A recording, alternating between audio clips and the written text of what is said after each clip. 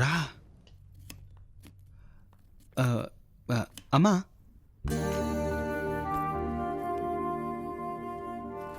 ఈ అమ్మాయి ఎవరు?